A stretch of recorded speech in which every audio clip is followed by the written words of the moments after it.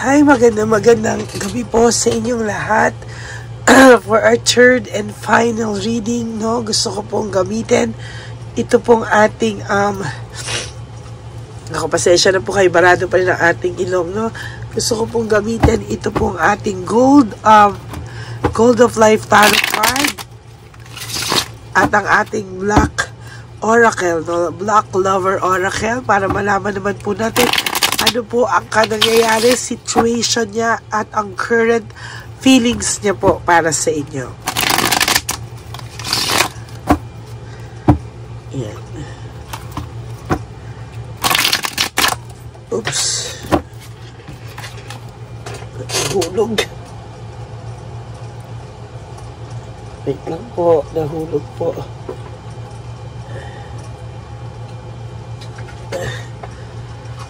Yan.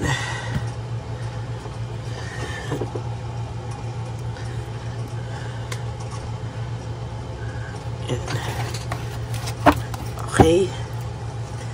Pili na po tayo ng 10. 1, 2, 3, 4, 5, 6, 7, 8, 9, and 10. Okay, pili na rin po tayo. Teka.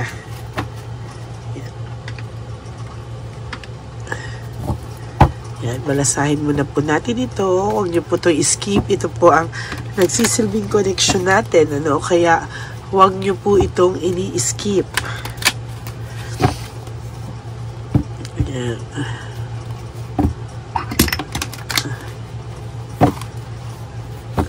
Okay, pwede na po tayo ng 10.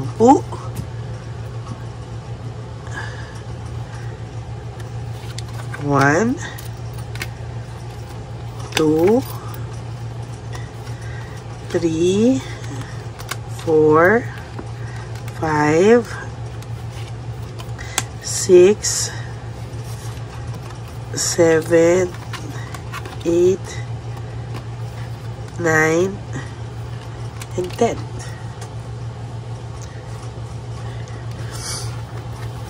Tumutulog po yung aking sipon. Okay. Simulan na po natin. Huwag niyo po ito i-skip, ha. Ito po ay ating yan. Ito po ang ating connection, ano? Nagsisilbing connection.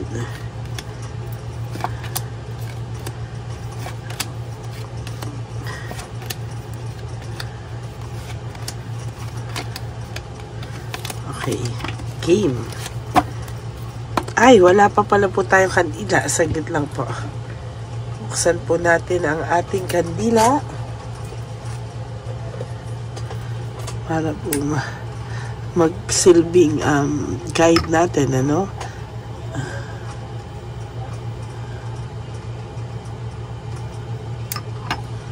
Yan. Okay. Game. Game na po. I can't make a decision. Ito pong taong to, kahit ginusto niya po o gusto niya pong gumawa ng desisyon, wala po siyang lakas ng loob na gumawa ng desisyon. Ano? Siya po ay pagod na sa sitwasyon niya, pero siya po ay nai-stuck sa ganitong klaseng sitwasyon. Bakit? Kasi hindi po siya makagawa ng desisyon sa buhay. No? May depression po, kalungkutan at depression po ang nararamdaman ng inyong tao. No? May sadness, parang nawawalan na rin po siya ng gana at talagang sa nakikita ko po dito ay nawawalan po ng gana. Ito, malungkot po ang taong ito. Sa bagay, hindi rin po kasi siya makagawa ng desisyon. Ano? How could you ever forgive the mess I made? Nako, pag ito po ba about forgiveness, talagang umiinit po ang ulo ko. Bakit? Hindi ka nga makagawa ng desisyon. I can make a decision, kaya ka nai-stuck dito. Tapos, gusto mong mapatawad ka. How could you ever forgive the mess I made? Papaano nga? Hindi ka naman humihingi ng sincere na kapatawaran. Yung iba sa inyo, ginosting. Yung iba sa inyo, parinig-parinig, no? Hindi pwedeng ganyan, no? Oh my God. Ayan, natukso ka. Sa makamundong bagay. Sinaktan mo ang taong ito, pagkatapos ngayon, sasabihin mo, umiiyak ka sa gabi. I cry at night. Malungkot daw po ito sa gabi. Sa gabi po, nagsisink in sa kanya lahat po ng ginawa niya sa'yo, lahat po ng kanyang pakiramdam niya po, lahat po ng nangyayari sa kanya, iniiyak niya daw po sa gabi. Di wow. No? Panay kapag iiyak dyan, kumilos ka. Hindi ka mapapatawad ng pag-iyak mo kung hindi naman alam na taong iniiyakan mo na you are sorry, no? Kasi ang yabang-yabang pa ng dating mo, no? Kung ano-anong masasakit na salita ang binitawan mo, kung ano-anong panghuhusga, pagbibintang, tapos ngayon sasabihin mo, I cry at night? How can you forgive the mess I've made? Oh my golly! Bawal pa naman sa akin maglakas ng boses, pero ako po ay nadadala. Ngayon, i-isolate mo yung sarili mo kasi ayaw mong pinag-uusapan ka. Ayaw mong pinag-uusapan ka, ayaw mong ginaganyan ka, pinag-uusapan ka, pero hindi mo madiretsa. Anong nangyayari, no? I'm stuck in the vision of us together. Talagang maista ka lang sa vision nyo at hindi kayo magkakaroon talaga ng together dahil sa mga pinaggagawa mo. At hanggang ngayon, hindi ka pa rin makagawa ng desisyon, hindi ka pa rin makagawa ng desisyon, hindi ka pa rin makapag-decide ano ang gusto mong gawin natin ngayon, no? Patawarin ka, siya ang lumapit sa'yo. Intindi ng taong ito, ha? Ngayon, ayan, tama to. Self-entrapment. Ikaw ang nag-trap sa sarili mo niyan. Ikaw ang nanakit sa sarili mo niyan. Ikaw ang gumawa niyan sa sarili mo. At hanggang hindi ka makagawa ng desisyon, hindi ka niya mapapatawad at maiista ka lang forever sa vision yung dalawa. Kailangan umaksyon ka. I feel lonely. Kasalanan mo yan. I feel lonely daw po. Nalulungkot daw siya. Deserve mo yan. No? Deserve mo yan. Sa lahat po ng mga nanonood dito na niloko lang sila, no? O sila yung mga nanloko, kung nalulungkot ka ngayon, I tell you this, deserve mo yan at kulang pa yan sa'yo. No? Ayan, no? I feel lonely. Buti nga sa'yo. Dahil grabe po ang yabang nito, grabe yung sinaktan ka, grabe yung pinalit niya sa kabutihan mo, inabuso ka pa. No? Sa susunod, whether you like it or not, ikaw at ikaw pa rin ang lalapit, no? Whether you like it or not, siya at siya pa rin. Yan, yung nanloko sa inyo pa rin ang lalapit sa inyo, no? Whether you like it or not, mawawala po ang yabang niyan. Ayan, di lumabas ang katotohanan. Sabi niya, I need to hold back my true feelings for you. Hino-hold niya lang po yung feelings niya sa'yo. Para saan? Para sa pride? Nagiging masaya ka pa. Ikaw nagsabi, I feel lonely. No? Pero dahil sa pride mo, hino-hold mo yung true feelings. Para saan? Para malungkot ka ng malungkot.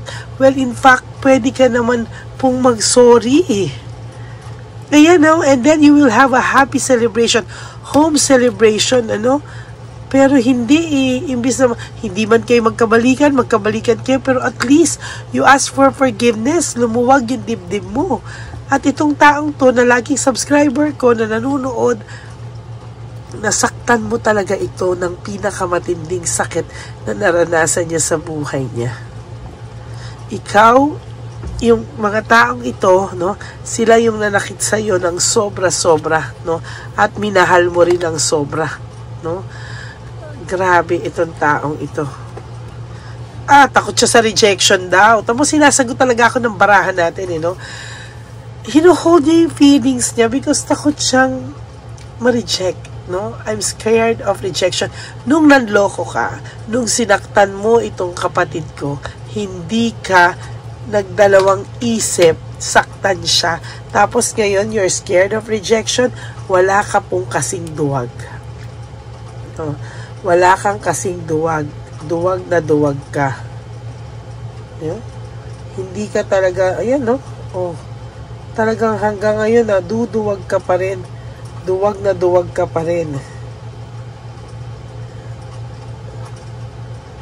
Ayan o. Sobra oh. Ang tindi. Ang tindi-tindi mo. Ayan o. Oh. Ang tindi nyo, no? Kayong mga nananakit, kayong mga hindi nyo akalain. Ayan o. Sobra. Sobra talaga. Ayan. Oh. Hindi ko alam kung ano ang nangyari sa'yo. Hindi ka naman ganyan nung umpisa. Mabait ka naman nung umpisa. Pero anong ginawa mo? No? Ayan.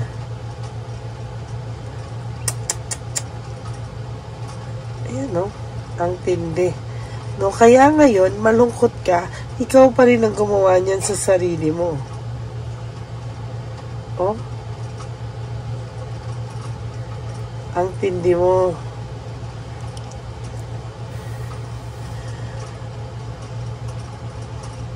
Ayan, oh.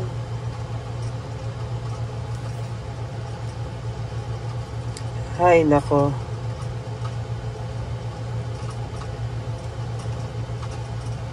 Alam mo, yung bigat po ng nararamdaman ko ngayon, no? Nararamdaman ko yung ang tindi ng bigat, no? Ang tindi ng energy habang binabasa ko to, mabigat po. No? Mabigat po. Mabigat na mabigat po.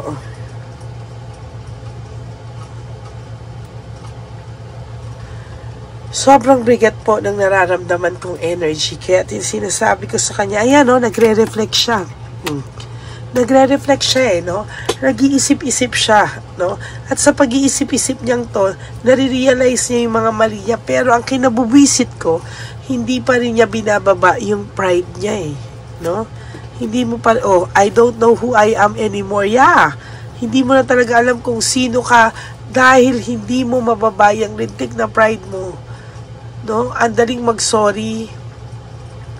Pero pinapanindigan mo pa rin na kunwari masaya ka sa third party, kunwari masaya ka kung wala man na siyang third party o hiwalay na sila, kunwari masaya ka pa rin sa buhay mo.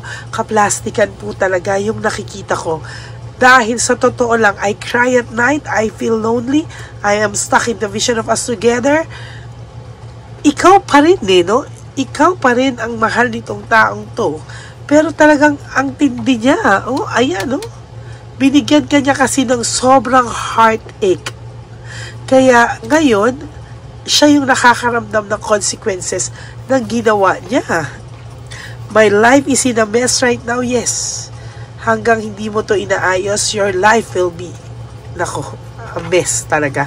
Disconnectedness, yes, disconnected ka sa mga tao, takot kang ma-chismisan, isolated ka, okay, pero hanggang kailan mo yan gagawin, kailan mo yan paninindigan, ano? I don't understand, hindi niya alam kung ano nangyayari, bakit sa lahat ng to, ang sama pa rin ng pakiramdam niya, lahat, and for your last card, no motivation, uninspired. Ano, hindi ka pa rin aamin, no? Patutunayan mo pa rin ng kahit mali, kabaliktaran na masaya ka pa rin. Well, in fact, alam mong hindi. Ang bigat ng Diyos ko. Ang bigat-bigat, no? So, hanggang may oras pa, payo ko lang sa iyo, humingi ka na ng tawad, mag-effort ka because this person deserves yung effort mo, no? Yung subscriber ko na nakikinig sa akin araw-araw, deserve niyang kahit kapatawaran mo, kahit hindi na kayo magkabalikan, yung humingi ka lang ng kapatawaran sa kanya, maa-appreciate niya na because this person, yung subscriber na to na nanonood lagi, mabuti ang puso nito, kaya nga naabuso mo, no? Yun lang po, no? And talagang I feel yung bigat ng energy na to, no? So, this is your third and final reading for the day, no? I hope may ma-realize po yung mga person nyo. I know nanonood din yung iba sa akin, yung mga ibang nakasakit, and I do really hope na matuto ka this time, no? Yan, maraming salamat po, no? And for those of you who would like to have a private reading with me, you can message me po at Ladyly Elena, that's Ladyly Elena. Nasa dulo po yan ng ating video. Diyan nyo lang po ako makukontak. That's my only official and legit FB account. Maraming salamat po sa inyong lahat. And for those of you who would like to give me a super thanks for this video, I would really appreciate that and love that from the bottom of my heart, dahil nalalapit na po ang ating One Love a Day Christmas edition for our dear lolos and lolas. Maraming salamat po sa inyong lahat. And of course, sa aking mga ever loyal, solid, faithful na Lady Elena family, maraming salamat po sa inyong lahat. Kayo po ang aking lakas. And thank you for not skipping ads. Tulong nyo na po yan sa ating channel para mas marami pa po tayo madagdag na fans sa ating advocacy para sa ating mga street elderly, our beloved street lolos and lolas sa daan. Yung mga matatanda po na pinabayaan ng mga anak nila sa daan, nagtatrabaho kahit matanda na, naghahanap buhay para mabuhay pa din, ano? Maraming salamat po sa lahat ng hindi nag-i-skip ng ads. Thank you so much. And para po sa inyong lahat, ang aking payo po is just to live one day at a time. Huwag nyo muna pong problemahin ang mga okasyon na darating sa buhay nyo. Marami pong araw, no, na inaksayan nyo na. So today, you do 3 things that will make you happy for today. Prioritize yourself, and tomorrow is another day. Ganun na naman po ang gawin nyo. And one day, sasabihin yung nakasurvive na pala ako. Kaya ko na pala hanggang sa totally makaya mo na po, no? And of course, you have to know that life is too short. Don't make it shorter by stressing yourself from all the pains and the heartaches na binigay sa inyo ng kahapon. Just surrender everything to the divine universe and just let go and let God write your life and love story. Ako po ay magbabalik para sa ating reading for the day tomorrow, Tuesday yan. Abangan nyo po lahat yan. For the meantime, I hope na panood nyo na po yung first and second reading and ito pong third reading of the day na napakabigat na reading. Maraming salamat po sa inyong lahat. God bless you and I love you all po. And I will all see you again tomorrow para po sa ating reading of the day. Kaya maraming salamat po sa inyong lahat and thank you so much from the bottom of my heart. Bye. God bless you all.